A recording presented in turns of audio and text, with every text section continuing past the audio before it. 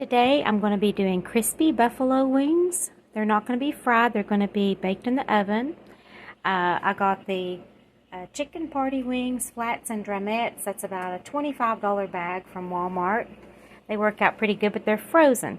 So they're going to have to thaw completely, and then I take a knife and I cut slits into them, okay, on both sides. And then I've got them on paper towels. And then I'm going to go over the top and dry them really good with paper towels. I might have to change paper towels from time to time. And then I'll show you the recipe that I use to coat them with before they go in the oven. Secret ingredient, baking powder, not baking soda. And it needs to be aluminum free. Rumford is aluminum free. There are some other aluminum free brands. Baking powder, if it has aluminum, it is going to have a bitter metallic taste, and you don't really want that on your chicken, so make sure it's aluminum free. So you're going to do 2 teaspoons of the baking powder, a half a teaspoon of black pepper, and a half a teaspoon of salt, and you're going to mix this well. I'm preheating at 250 right now. I have my broiler pan set up, okay, and I'm going to put parchment paper that's had slits cut into it so that the juices can run down into the pan. And now I'm going to put mix this mixture with the baking powder, salt, and pepper. I'm going to coat the chicken with it, and then I'm going to lay it on my baking pan. That the baking powder is an important ingredient is that it removes the excess moisture from the skins so that you don't have gummy skins, so that you'll have crispy wings. And you want to place these on your baking pan skin side up. Now we're going to place it on a lower shelf, like the first or second shelf from the bottom, and we're going to bake at 250 for about 30 minutes. 5 minutes is up. I'm going to bump up the heat to 425 now. It's been 30 minutes at 250. Okay, and I've had it on this baking tray with parchment paper. And now I want to transfer it either to a wire rack, which I don't have a wire rack, but what I have is I have this silicone pan. And then I have these 2 mats that I set inside this silicone cookie sheet. And that will help with drainage since I don't have a wire rack. Okay, and so now I'm just going to transfer them over here. And see all of those juices and all that? We want to get rid of that. And the whole thing would probably be easier if I had a wire rack, but I don't. And so I'm going to finish that, and then when the oven gets to 425, I'm going to put them on the middle rack. So I'm going to raise the rack to the middle. That is 14 drums and 7 drums and 7 flats, by the way, which is 14 pieces. We're on the middle rack at 425, and notice on the bottom I have a cast iron pizza dish. That's going to come in handy at the end of the process. Okay, they're starting to get some golden color. Alright, so I'm going to check them again in about 10 minutes. It's time to flip them, so I did that, and I'm going to put them back in the oven and check them in about 10 minutes.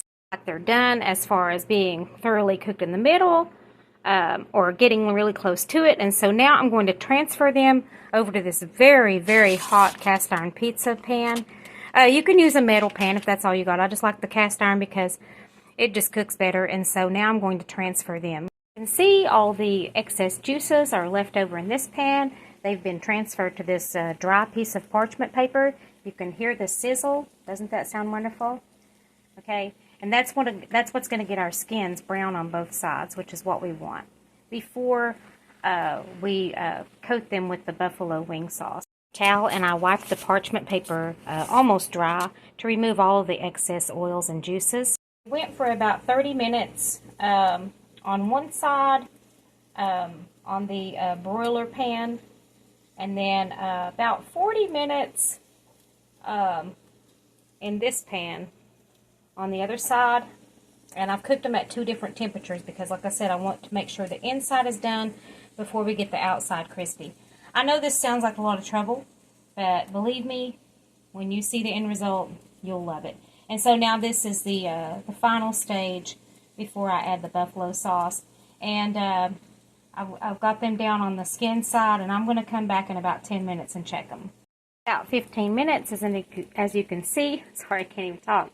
They're getting golden brown here on this side, so I gave them a flip, and I'm going to put them in for about, 10, 15 more minutes. I'll check them in 10. About 10 minutes, and now they're nice and golden brown. It's time to coat them with the buffalo sauce, okay? And then I'm going to put them in the oven for about another 5-10 minutes. The baking powder did its job. These wings are very, very crispy, as you can see. They're not gummy, okay, which is what you want. I know it seems like a lot of steps. By the way, the only reason that I changed from the oven pan to the silicone pan was because I don't have a pan that has, I don't have a cookie sheet and a wire rack. If you have that, then you don't have to change pans like I did. So another thing is, earlier I said 2 teaspoons of baking powder, 1/2 teaspoon of salt, and 1/2 teaspoon of pepper.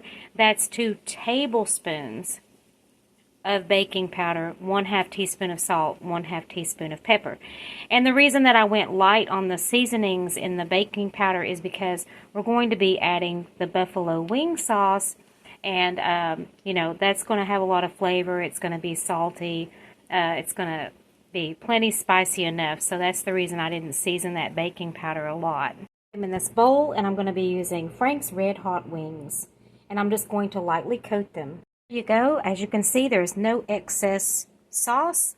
That just makes for a gummy chicken wing, and we don't want that, so I'm going to pop it back into the oven for about 5 minutes. Or about 3 minutes later, and look at that. They look wonderful.